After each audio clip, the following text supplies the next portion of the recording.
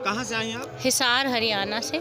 तो आप जो है कल्पवास करने के लिए आई हैं। जी जी। तो अभी कितनी बार हो चुका, आप कितने वर्षों से आ रही हैं? अभी मैं तीन वर्षों से आ रही हूँ, यानी तीसरा स्नान अभी है।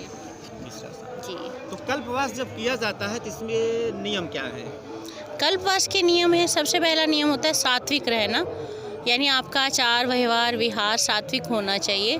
आपको प्याज लहसुन आदि इसका प्रयोग नहीं करना है।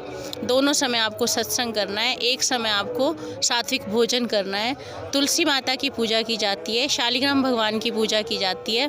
और कल्पवास में सबसे ज़्यादा ज़रूरी होता है कि आप दोनों समय कथा सत्संग प्रभु संकीर्तन अवश्य करें। एकादशी के रात्रि जागरण भी किए जाते हैं। ये सब कल्पवासी यहीं रह के करते हैं।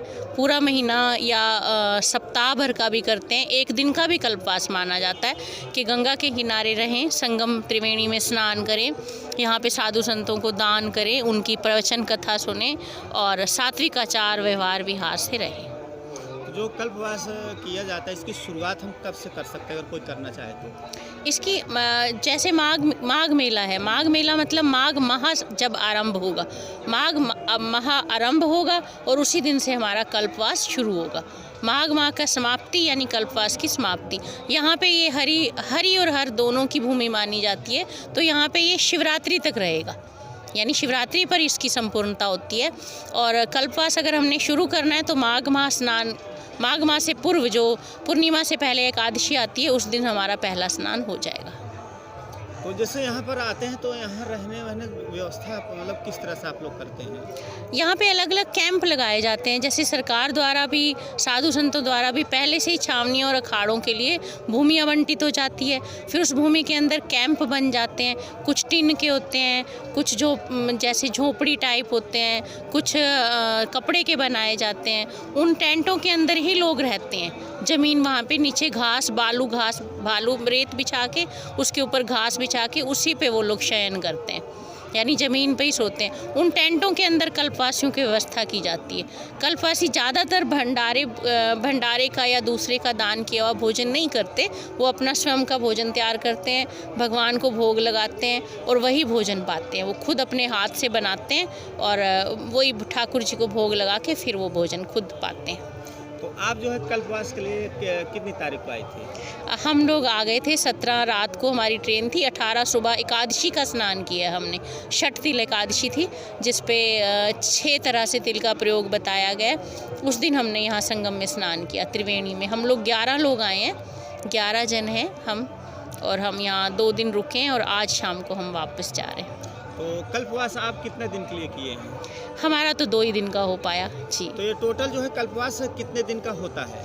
वैसे तो ये 30 दिन का होता है, 1 महीने का होता है। इसमें 30 दिन 31 दिन माने जाते हैं, यानी अमावस से अमावस तक। लेकिन हमारे यहाँ मैं बता रही हूँ कि शिवरात्रि तक चलेगा। ये टोटल 45 दिन का कल्पवास होगा यहाँ प्रयाग में, त्रिवेणी में। ये पूरे 45 दिन तक चलेगा। तो सबसे अच्छा कल्पवास और सबसे ज़्यादा अच्छा जो है कब माना जाता है?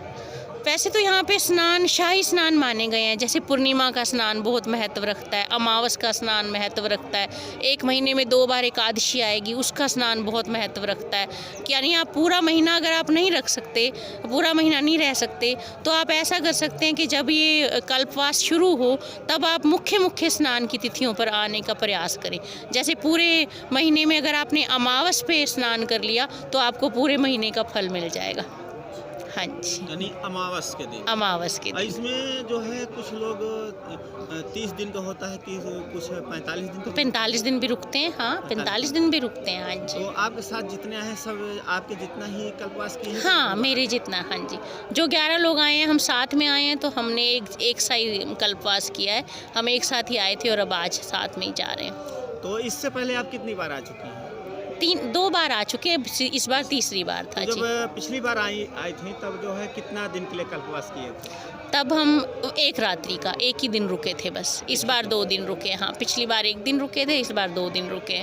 प्रभु से ये प्रार्थना है कि कभी हम पूरा 1 महीना भी रुक के जाएं। जी। तो हमें जानना चाहेंगे ये कल्पवास करने के फायदे क्या हैं? कल्पवास देखो, माघ स्नान, कल्पवास, इसके फ़ायदे, सबसे बड़ा फ़ायदा तो क्या होता है कि जो गंगा जी हैं वो पवित्र नदी हैं। अगर हम वैज्ञानिक दृष्टि से हो सकता है देखें कि वैज्ञानिक दृष्टि से हम कहें कि नहीं गंगा का पानी जो है वो इतने उसका स्तर का नहीं है, इसमें अभी प्रदूषण है, ये एक वैज्ञानिक दृष्टि है। लेकिन आध्यात्मिक दृष्टि से गंगा पवित्र है, गंगा शुद्ध है। उसका पानी आप महीनों तक बोतल में डाल के रखते हो और उसमें कभी कीड़ा नहीं होता। विज्ञान उसको कहता है कि ये प्रदूषित जल है, लेकिन फिर भी उसमें कभी कीड़ा नहीं होता। तो इसका मतलब गंगा पवित्र तो है ही है। आध्यात्मिक दृष्टि से इसका ये सबसे बड़ा जो लाभ माना गया है कि आपके स्वभाव में विनम्रता आती है, आपका विवेक जागृत होता है, आपका ज्ञान जागृत होता है, और जो संसार के रास्ते हैं जो आम आदमी को टेढ़े मेढ़े लगते हैं, वो माघ स्नान करने वाले को, कल्पवास करने वाले को वो रास्ते सरल लगने लग जाते हैं। सरलता आती है आपके जीवन में, सादगी आती है। घरों में तो देखो हम एसी में रहते हैं, हीटर चलते हैं, अब इस टाइम में तो रूम हीटर चल रहे हैं सभी के, रजाइयों में दुबके हुए लोग हैं। और यहाँ पे देखो एक छोटी सी धोती लपेट के साधु लोग स्नान कर रहे हैं, 108 डुबकियाँ लगा रहे हैं। तो कुछ तो देखो इसका है ही लाभ, तभी लोग, कोई करोड़ों लोग तो पागल नहीं हो सकते ना।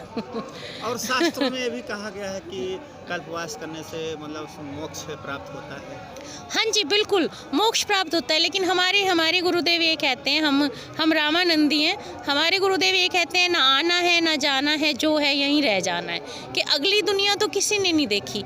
आप इस जीवन में अगर आपको मानुष जीवन मिला है तो आप समाज कल्याण के रास्ते पे, मानवता के लिए, जात पात ऊंच नीच सब छोड़ के और सबसे प्रेम करते हुए विवेकपूर्ण अगर आप अपना जीवन जीते हैं तो यही आपका कल्पवास है, यही आपका माघ स्नान है।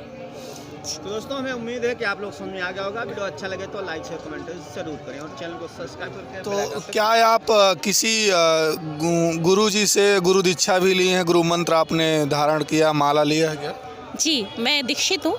बिल्कुल, दीक्षा होने के बाद ही मैंने स्नान यहाँ पे शुरू किया है। मैं रामानंदी संप्रदाय से दीक्षित हूँ और जो अयोध्या के श्री राम जन्मभूमि के अध्यक्ष हैं नृत्य गोपाल दास जी, उनके परम शिष्य हैं श्री राम गोपाल दास जी, मैं उनसे दीक्षित हूँ। वो हमारे गुरुदेव हैं और श्री नृत्य गोपाल दास जी हमारे दादा गुरु हैं, यानी गुरुदेव के गुरु हैं।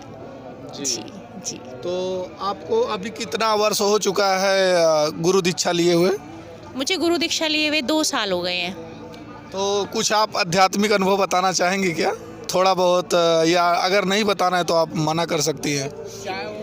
आध्यात्मिक अनुभवों को वैसे तो बताने की मनाही ही होती है कि आप अपने जीवन में अगर कोई चमत्कार महसूस करते हैं तो कभी भी उसको किसी से शेयर ना करें, ये एक है। लेकिन चलो, आप चैनल से आए हैं तो मैं सिर्फ इतना कहूँगी कि आपके जीवन में जो आपको बहुत बड़ा पहाड़ लगता है, जैसे कि लक्ष्मण जी को वो लग गया था, शक्तिबान लग गया था, तो ऐसा लगता था कि कौन सा जीवन ला पाएगा। तो जो गुरु मंत्र है, रामानंदी का जो गुरु मंत्र है, रामानंदी संप्रदाय का जो गुरु मंत्र है, वो शक्तिवान लगे हुए गृहस्थ मनुष्य के लिए संजीवनी है। ये मेरा संदेश है कि संजीवनी की तरह आपके जीवन में कार्य होगा और बहुत सारे आपके कार्य ऐसे बनते चले जाएंगे कि आपको पता भी नहीं चलेगा।